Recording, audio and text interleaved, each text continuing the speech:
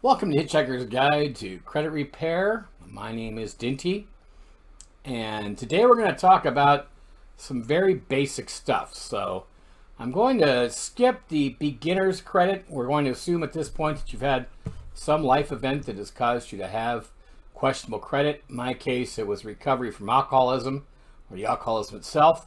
Many people will have some sort of death of someone they were depending upon for some reason, or taking care of a sick relative. There's a bunch of reasons why you might legitimately have a credit issue. So let's talk about some steps to repair your credit.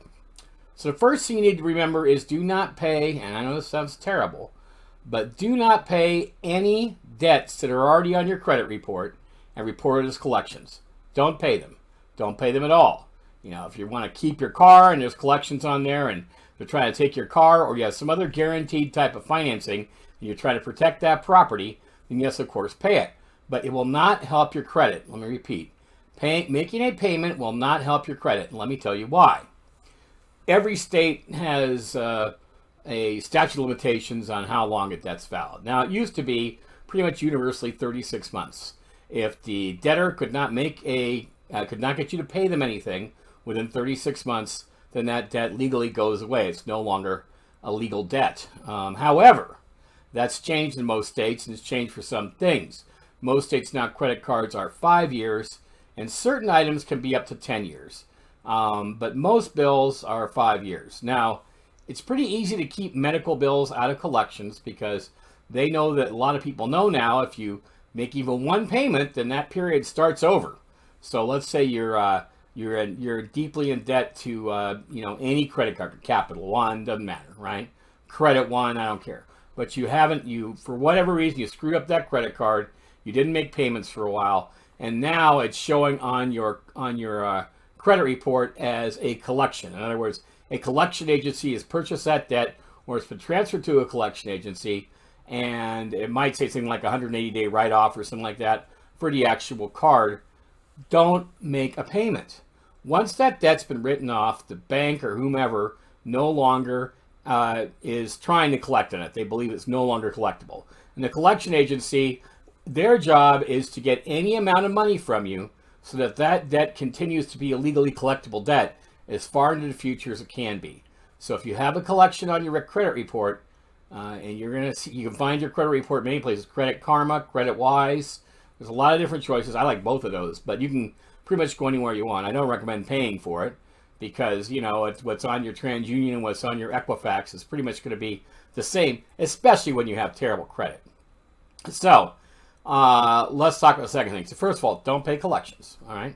Second of all, if you have a checking account, do not bounce checks. Keep that checking account good because you're going to need it. The bank that's likely to give you the most credit is the bank that you have your checking account with.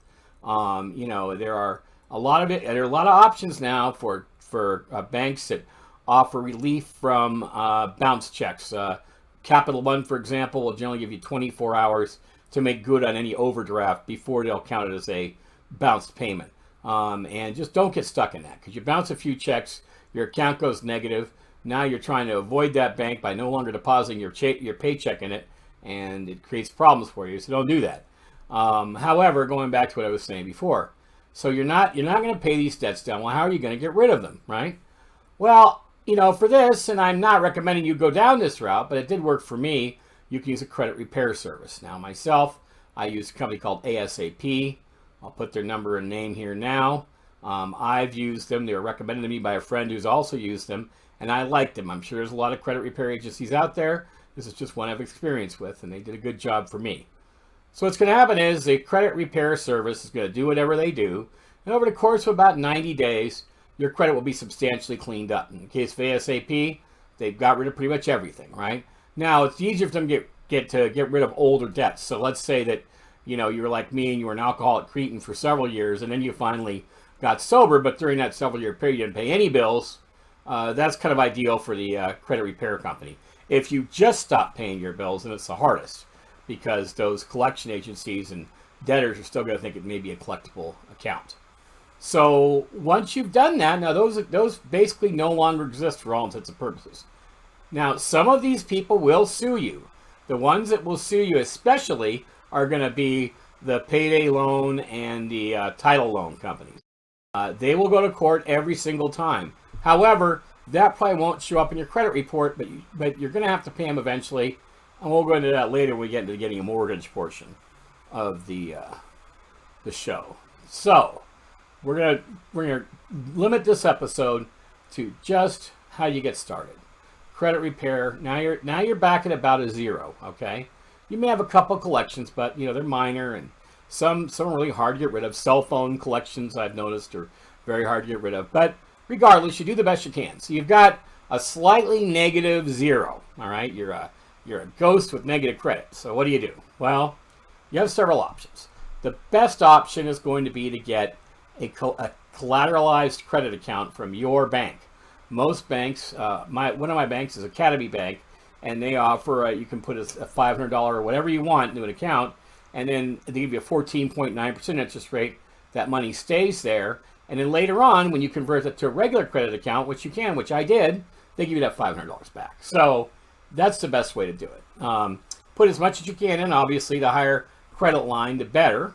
And then make payments on that. All right. The other thing you can do, and they say do this now, but I don't know if this works as well as it used to. So I'm basing this on old information. But it used to be that department store credit cards were very easy to get. There's a company called World Finance that I think does most of them now.